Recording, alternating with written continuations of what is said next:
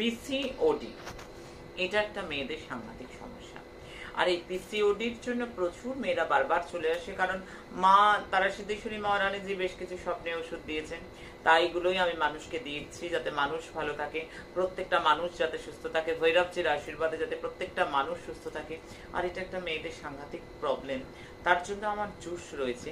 তার জন্য আমি বলবো অবশ্যই করে, আমি প্রত্যেককেই বলি, মেথি দানা 50 গ্রাম, ফ্লেক্স সিড 50 গ্রাম, কিছুটা আজওয়াইন আর একটু দারচিনিকে এটা হালকা শুকনো তেলে নিয়ে পাউডার করে প্রত্যেক দিন যদি খাওয়া যায় তাহলে কিন্তু ভীষণ ভালো একটা ফল পায়।